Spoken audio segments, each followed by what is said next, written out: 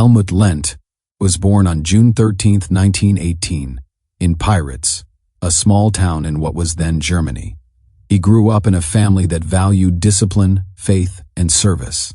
His father was a Lutheran pastor, which meant that Lent's early life was shaped by a strong sense of moral duty and devotion. This upbringing would stay with him throughout his life, even as he became one of the most skilled and controversial pilots of the Second World War.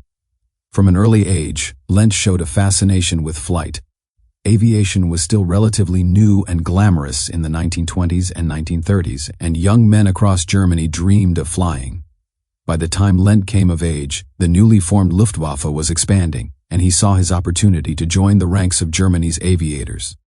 Lent joined the Luftwaffe in 1936 and trained as a pilot.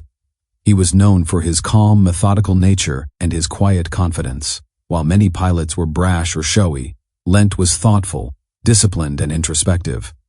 He wasn't the type to brag or seek the spotlight. Instead, he approached flying with precision and seriousness.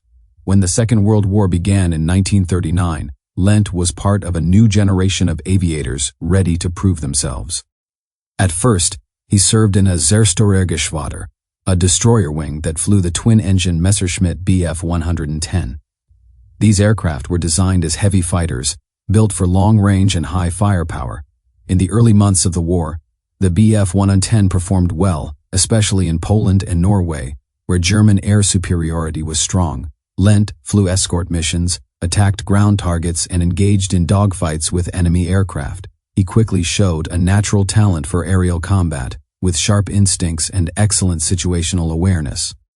When the Luftwaffe turned its attention to the Battle of Britain in 1940, Lent found himself in a very different kind of war. The Bf 110, while powerful, was not as agile as the British Spitfires and Hurricanes. German losses mounted, and the aircraft's weaknesses became clear. Still, Lent managed to achieve success despite the odds.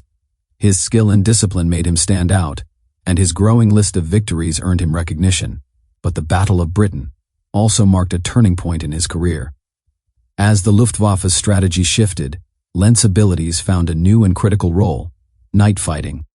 Britain had begun bombing Germany at night to avoid German air defenses. The Luftwaffe responded by developing a system of radar and searchlights to detect and intercept the bombers in the dark. This was an entirely new type of warfare. Flying at night required nerves of steel, a deep understanding of navigation, and exceptional flying skill. Lent was one of the first pilots to volunteer for this dangerous and experimental work. The early days of night fighting were chaotic and uncertain.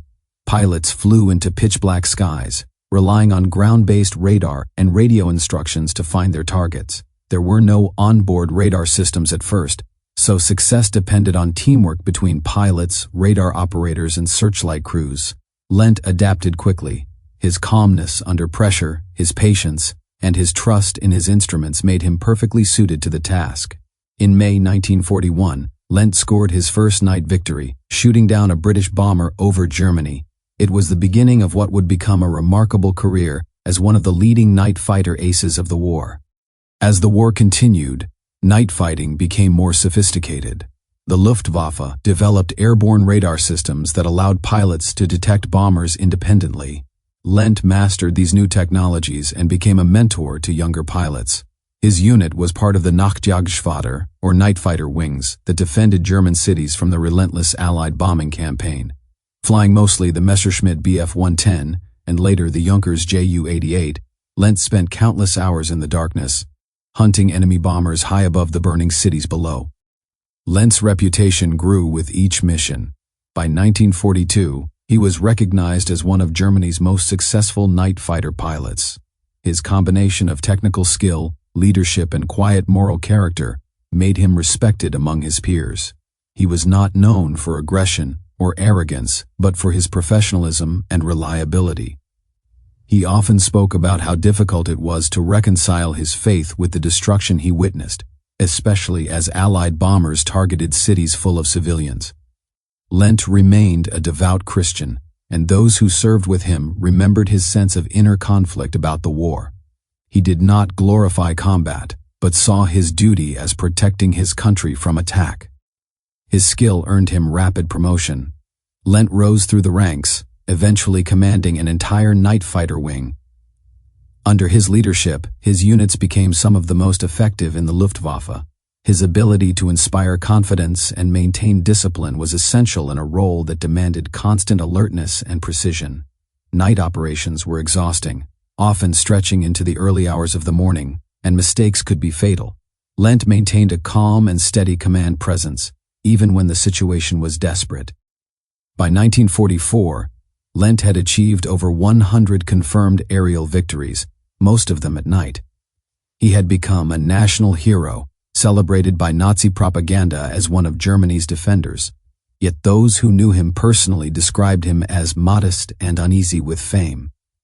He accepted the awards he received, including the Knight's Cross with oak leaves, swords, and diamonds, one of Germany's highest military honors, but he remained focused on his duty rather than personal glory.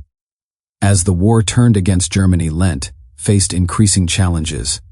The Allied bombing campaign intensified, and German cities were devastated.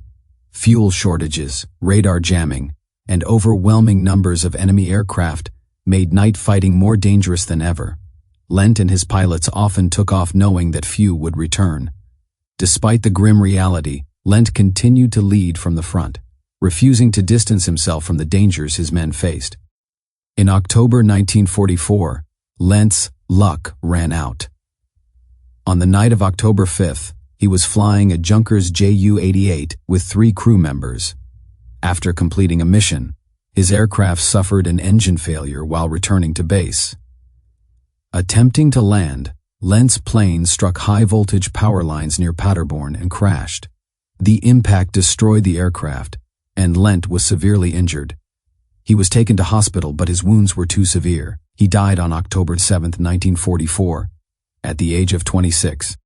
His death was a blow to the Luftwaffe. Lent had become a symbol of the German night fighter force, skilled, courageous, and deeply committed. He was buried with full military honors, and his name continued to be used in propaganda even after his death. For many of his comrades, though, Lent's death was a reminder of how costly and futile the war had become. The Luftwaffe was collapsing under the weight of Allied air superiority, and Germany itself was facing defeat. After the war, Lent's legacy became complicated. In post-war Germany, there was an effort to separate the personal bravery of soldiers like Lent from the ideology of the Nazi regime. Lent had never been a political figure or a member of the Nazi Party. His life and conduct suggested a man of conscience who believed he was serving his country rather than its politics. Yet his service inevitably tied him to the machinery of a regime responsible for enormous suffering. In 1970, the Bundeswehr, the new German armed forces, named a barracks after him, Lent Barracks in Rothenburg. This decision was controversial. Some saw it as a recognition of a skilled and honorable pilot who embodied professional military values. Others argued that no member of the Luftwaffe under Hitler should be celebrated, regardless of personal character. In recent years, the debate about Lent's legacy has resurfaced. In 2022, after careful review, the German military decided to remove his name from the barracks. The reasoning was that, while Lent may not have been a Nazi, his role in the Luftwaffe made it inappropriate to honor him in a modern democratic military. The decision reflected Germany's ongoing struggle to deal with its past, balancing the recognition of individual courage with the need to confront the crimes of the regime those individuals served. Looking at Lent's life, it's clear that he was a man shaped by the contradictions of his time. He was deeply religious and believed in duty and honor, yet he fought for a government that stood against many of the values he personally held. He was a skilled aviator who loved flying for its own sake, but his talent was used in a brutal and destructive war. His story is not one of clear heroism or villainy, but of human complexity. Helmut Lent's legacy today serves as a reminder that history is rarely black and white. He was one of the greatest night fighter pilots of World War II, credited with over 100 victories, but his life also raises difficult questions about morality, responsibility, and the nature of service in wartime. Lent represents a generation of young men who found themselves caught between duty and conscience, loyalty and morality, faith and destruction. Thanks for watching. If you have a thought on Helmut Lent or night fighters, drop a comment below. If you enjoyed the video, don't forget to hit the like and subscribe.